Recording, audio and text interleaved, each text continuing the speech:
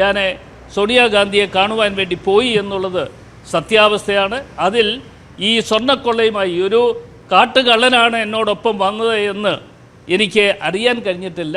ഞാൻ ഈ കാട്ടുകള്ളനെ നേരത്തെ തന്നെ മനസ്സിലാക്കിയിരുന്നു എങ്കിൽ ഞാൻ ഒരു കാരണവശാലും അദ്ദേഹത്തെ അടുപ്പിക്കുകയില്ലായിരുന്നു. മാത്രമല്ല, എൻ്റെ ശ്രദ്ധയിൽ വന്ന ഒരു കാര്യം എന്നുള്ള നിലയിൽ ഞാൻ ശ്രീമതി സോണിയാഗാന്ധിയും ഈ കാര്യങ്ങൾ ഞാൻ ധരിപ്പിക്കുമായിരുന്നു എന്നുള്ളത് എനിക്ക് പറയേണ്ടതായിട്ടുണ്ട്. ഇത് ആരൊക്കെയോ ആളുകൾ വരുമ്പോൾ, ഇപ്പോൾ ഇവിടെ തന്നെ വരുമ്പോൾ ചില ആളുകൾ എന്നോടൊപ്പം നിന്നുകൊണ്ട് മൊബൈലിൽ ഫോട്ടോ എടുക്കാറുണ്ട്. അങ്ങനെ എടുക്കുന്ന ആളുകൾ ആരൊക്കെയാണ്, ഇവിടെ എത്തിച്ചേരുന്ന ആരൊക്കെയാണ് എന്ന് ഒരു പൊതുപ്രവർത്തകൻ എന്നുള്ള നിലയിൽ ഞങ്ങൾക്ക് ആരെയും തുറന്നു നോക്കുവാൻ കഴിയുകയില്ല എന്ന സത്യാവസ്ഥ കൂടി നിങ്ങളെല്ലാവരും അറിഞ്ഞിരിക്കണം. ഞാൻ കാണുന്നതിന് മുമ്പ് തന്നെ ബഹുമാനപ്പെട്ട മുഖ്യമന്ത്രി ഈ ഉണ്ണികൃഷ്ണൻ പോറ്റിയെ കാണുകയും അദ്ദേഹവുമായി സ്വകാര്യ സംഭാഷണങ്ങൾ നടത്തിയ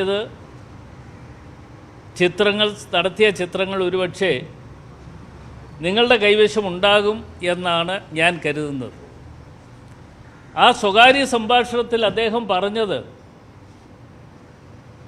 ചെവിയിൽ പറയുന്ന കാര്യങ്ങൾ കേട്ടപ്പോൾ അത് കണ്ടപ്പോൾ എനിക്ക് തോന്നിയത്, എന്തായാലും ശബരിമലയുടെ കാര്യങ്ങൾ നിങ്ങളെ ഏൽപ്പിച്ചു കഴിഞ്ഞു.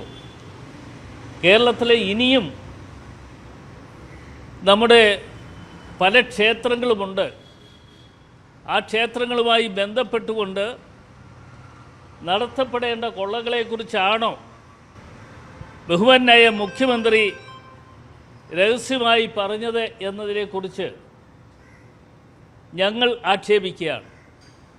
അല്ലെങ്കിൽ അദ്ദേഹം അത് വ്യക്തമാക്കണം.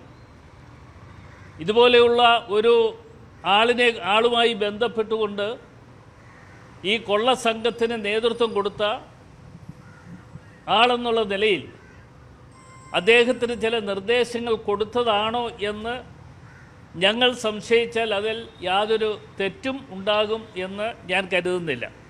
അത് അദ്ദേഹത്തിന് അന്തസ്സിന് യോജിക്കാത്ത ഒരു കാര്യമാണ് എന്ന് പറയാതിരിക്കാൻ നിവൃത്തിയില്ല.